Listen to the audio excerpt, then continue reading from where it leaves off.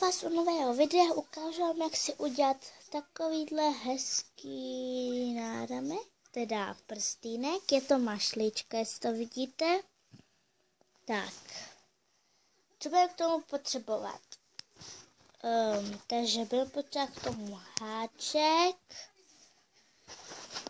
takovýhle těch 10 gumiček a odlišnou barvu, budeme potřebovat 5 gumiček. Tak, můžeme začít. Vemte si jednu gumičku a omotejte na háček 3krát. Vemte si 2 gumičky, zahákněte a převlíkněte to oko. Tak, teď zase uděláte 3krát. Teď zase vezmete dvě, pardon. Tak. A si tam převlíknete o oko a dáte to. Takhle to bude vypadat. Teď vezměte 2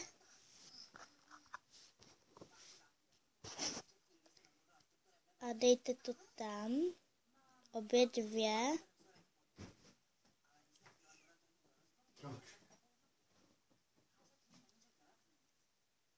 Co děláš, Margareto? Kolik pauč? Tak, takhle to vypadá. Co?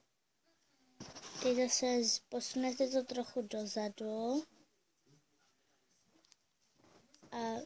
A zase uděláte smyčku 3krát, odmotejte. Vezměte 2 a zase převkněte v oko.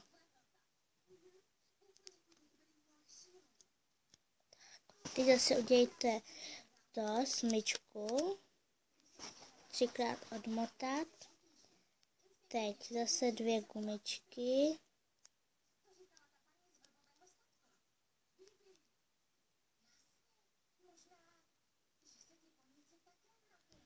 Tak. A teď vezměte zase to oko a dejte to na to. Vidíte, máte to u sebe. Teď zase vezměte 2 gumičky.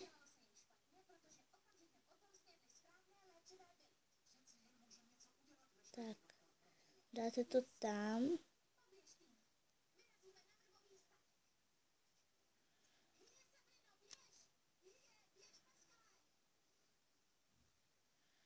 Teď to takhle skryjte k sobě. Vemte 1 gumičku.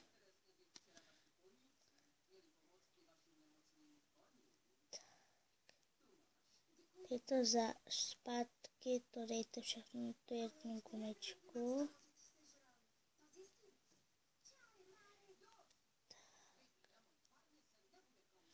Tak teď tady máte první gumičku a tu druhou gumičku převlíknete přes háček a zatáhnete. Vidíte? Vypadá to jak motýlek, ale teď to odmotejte.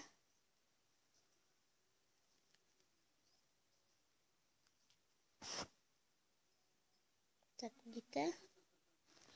Teď vemte všech 5 gumiček, dejte to na prst.